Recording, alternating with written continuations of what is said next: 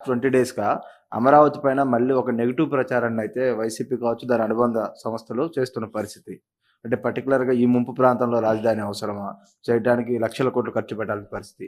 ఈ type of words YCP నేతల నుంచి పర్టిక్యులర్‌గా వస్తా ఉన్నాయి. ఈ తెలివైన మేధావుల్ని చెన్నైని మార్చేయమనండి, బెంగళూరు సిటీని మార్చేయమనండి, బాంబే సిటీని మార్చమనండి, హైదరాబాద్ సిటీని మార్చమనండి. బుద్ధి జ్ఞానం ఉంటే మాట్లాడడం మానేయమనండి, బుద్ధి జ్ఞానం లేకపోతే మాట్లాడమనండి. మీ ఇంటి మీద నీళ్ళు వస్తాయని ఆకాశంలో పోతావు నువ్వు, ఇంటికి నీళ్లు రాకుండా చూసుకోవాలా. ఊరికే మర్యాద చెప్తే మర్యాద కూడా లేదు వీళ్ళకు. మర్యాద తెలుసుకునేది నేర్చుకోవాలి. ఇంకొకసారి మాట్లాడితే ఆ నాలుకలు తాళాలు వేయాల్సి వస్తుంది. వాట్ నాన్ సెన్స్, ఏంటి తమాషగా ఉంది. ఇన్నింటి వాస్తవాలు లెక్క పెట్టుకుంటూ రాజకీయం కోసం అసహ్యమైన రాజకీయాలు చేస్తారా మీరు? కక్కుర్తి రాజకీయాలు పడతారా మీరు? మాట్లాడేవాళ్ళు లేరని మీ ఇష్ట ప్రకారం మాట్లాడతారా? విషం కక్కుతారా? ఎందుకంటే విషం కక్కడం? విశాఖపట్నం ఉదూది ఏమైంది? నేను పులివెందుల్లో పెడితే ఏమవుతుంది? తిరుపతికి ఫ్లడ్ రాలేదా? ఏ సిటీ సేఫ్? ఏ సిటీ సేఫ్? నెల్లూరు రాలా? What are you talking? Krishna Godavari ఎక్కడుంది? రాజమండ్రి ఎక్కడున్నాయి? కర్నూలు ఎక్కడుంది? మోస్ట్ అప్పర్ రీచ్లో ఉండే కర్నూలు ఏమైంది? కర్నూలు కొట్టుకుని పోయే పరిస్థితి లేదా? బుద్ధి జ్ఞానం ఉండాలి మాట్లాడాలంటే. మీరు చేసిన ఏదో పనులకి మాటలో చెప్పాలంటే నేల మీద ముక్కు పెట్టి రాసుకోవాలి. మీరు తప్పుడు పనులు చేసి కొంచెం పాలిష్డ్గా మాట్లాడుతున్నాం. పాలిష్డ్గా మాట్లాడితే వాళ్ళకి ఎక్కదు. ఎక్కన వాళ్ళకి ఏం చేయాలో కూడా చేసి చూపించాల్సిన అవసరం ఉంది. అదే జరుగుతుంది రేపు. మొన్న చూశారు మీరు, అక్కడ పోతే వీళ్ళని ఏం చేశారు? అదే జరగాలి ఈ రాష్ట్రంలో. కనీసం దిగారంటే మీరు నీళ్ళల్లో. ఈస్ట్ గోదావరి జిల్లాకు పోతే రోడ్డు మీద తిరిగి మీరు వస్తే మీకు బాధలు తెలుస్తాయండి. మీకు నీళ్ళల్లో దిగనవాడు, బురదలో దిగేదానికి నీకు ఆలోచన చేసేవాడు, నువ్వు ప్రజాసేవ పనికొస్తావు నువ్వు అంటే ఏమనుకుంటున్నారు మీరు? అంటే ఏది చెప్పినా నమ్మేస్తారని అజం ఆ పేపర్లు పెట్టుకొని, తప్పుడు పేపర్లు పెట్టుకొని తప్పుడు ప్రచారాలు చేసుకుంటూ బతికిపోవాలనుకుంటున్నారు. ఆ ఆటలు సాగవు, అది గుర్తుపెట్టుకోమని హెచ్చరిస్తాను. అందుకే ప్రజలు కూడా 11 సీట్లు ఇచ్చి ఏ విధంగా తీర్పు ఇవ్వాలని ఇచ్చారు. That it self is an indication. ఊరంతా ఒక దారి, వీళ్ళది ఇంకొక దారి అంటారు. ముసలివాళ్ళు అంటే నడవలేని ముసలివాళ్ళు పెన్షన్ డబ్బులు తీసుకొచ్చి ఇచ్చి ఒక నెల నాకు పర్వాలేదు, లేకుంటే 4-5 నెలలు నేను సేవ్ చేసుకున్నాను, ఈ డబ్బులంతా ఇస్తానని చెప్తే బుద్ధి జ్ఞానం ఉందా మీకు? ఎంత రెస్పాన్స్ అండి? వై పీపుల్ ఆర్ గివింగ్ అంటే అమాయకులు వాళ్ళు. ఒక విపత్తు వచ్చినప్పుడు ప్రవర్తించవలసిన తీరది. వాళ్ళు మనుషులు, నువ్వు మనిషి కాదు కాబట్టి, ఈ పార్టీ మనుషులు కాదు కాబట్టి ఇష్ట ప్రకారం మాట్లాడుతున్నారు. మానవత్వం లేకుండా మాట్లాడుతున్నారు. పుండు మీద కారం చల్లినట్టు. పార్టీ తరఫున అనౌన్స్ చేశారు amount.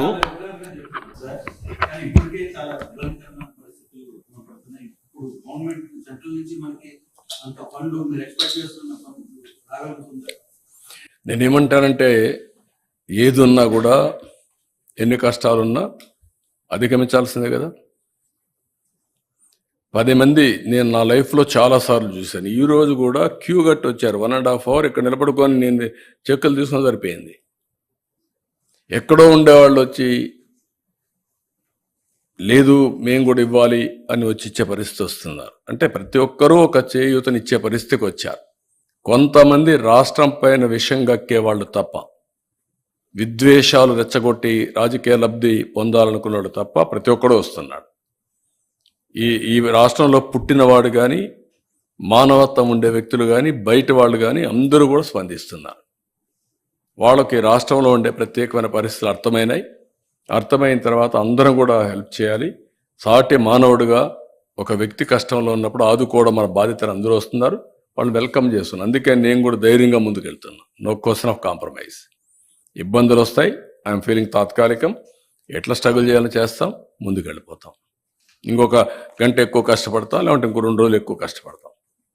That is only the way. ఇక్కడ మున్సిపల్ ప్రాపర్టీ ట్యాక్స్ కూడా 3 నెలలు అదే 3 నెలలు టైం ఎక్స్టెండ్ చేస్తున్నారు ఈ 32 వార్డుల్లో.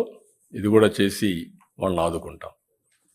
అదే మరి ఇంకొక పక్కన ఇది ఒక ప్రాబ్లం అయితే విశాఖపట్నం స్టీల్ ప్లాంట్ అది కూడా కావాలని రెచ్చగొట్టే పరిస్థితికి వస్తున్నారు.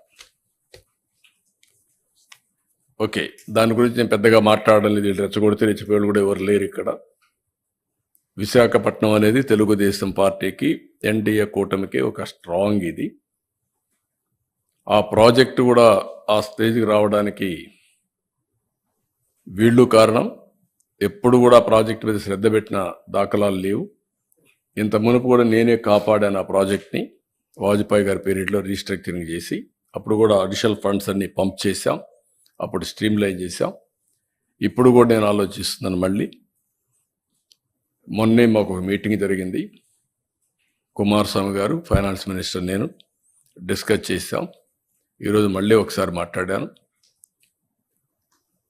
ఇప్పుడు ఒక కొత్త డబ్బులు కూడా రిలీజ్ చేసి దాన్ని ఆపరేట్ చేయడానికి ముందుకు పోతున్నారు.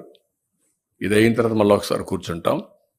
ఎంప్లాయీస్ కూడా ఒకటే చెప్తున్నా, అక్కడ ట్రేడ్ యూనియన్ లీడర్స్ కూడా ఒకటే చెప్తున్నా, మనం ప్రాపర్ మేనేజ్మెంట్ పెట్టుకోకుండా ప్రాజెక్ట్ని రివైవ్ చేయకుండా కష్టపడేదైనా ఉంటే technical problems, logistic problems, administrative problems ఉంటే అవన్నీ సార్ట్అవుట్ చేసుకొని బెస్ట్ మేనేజ్మెంట్ పెట్టుకొని శాశ్వతంగా దాని లాభాల బాట పట్టించాల్సిన బాధ్యత ఉంది. ప్రైవేట్ స్టీల్ ప్లాంట్స్ అన్నీ బాగుండి one of the best steel plant ఆ పరిస్థితి రావడానికి కారణం అక్కడుండే మేనేజ్మెంట్ ఆలోచించుకోవాలి, అక్కడుండే స్టాఫ్ ఆలోచించుకోవాలి, అందరం ఆలోచించుకోవాలి. నేను కూడా దాని మీద శ్రద్ధ పెడతా. కానీ ఆ ఉండేవాళ్ళు కూడా గుర్తుపెట్టుకోవాల్సింది, మనం ఏదో చారిటీ కింద 1,000 కోట్ల రూపాయలు నష్టం వస్తే ఎవరో ఒకరు బెయిల్అవుట్ చేస్తారనుకుంటే మాత్రం తాత్కాలికం. దానికంటే మనం కష్టపడదాం, మన తెలివితేటలు ఉపయోగిద్దాం, దాన్ని రివైవ్ చేద్దాం. పర్మనెంట్గా ఆంధ్రుల హక్కు విశాఖ ఉక్కు అనే స్లోగన్ని నిజం చేయాలంటే మీలో కూడా మార్పు రావాలి. అందరం కలిసి పనిచేసి దాన్ని పటిష్టంగా ముందుకు తీసుకుపోయే బాధ్యత మనందరిపైన ఉంది. రాష్ట్రానికే ఒక పెద్ద ఫ్యాక్టరీ, రాష్ట్రానికే ఒక సెంటిమెంట్ ఇష్యూ అది. అట్లని చెప్పి ప్రతిరోజు సెంటిమెంట్ అట్టా కూర్చుంటే మనకు కూడా సహకరించే వాళ్ళు కూడా ఉండరు. ఈ విషయం ఒక్కసారి 2 సార్లు పర్లేదు, కానీ అనునిత్యం ఇదే మాట్లాడు కూడా కరెక్ట్ కాదు. ఈ విషయం కూడా అక్కడుండే పెద్దలు ఎవరైతే మాట్లాడుతున్నారో అలాంటి వాళ్ళందరూ గుర్తుపెట్టుకోవాలి. దాన్ని స్ట్రీమ్ లైన్ చేస్తాం, టోటల్గా స్ట్రీమ్ లైన్ చేసి ఎట్టి పరిస్థితుల్లో ప్రైవేటైజ్ చేయకుండా మనం కాపాడుకోవడానికి సర్వ విధాల ప్రయత్నం చేస్తాం.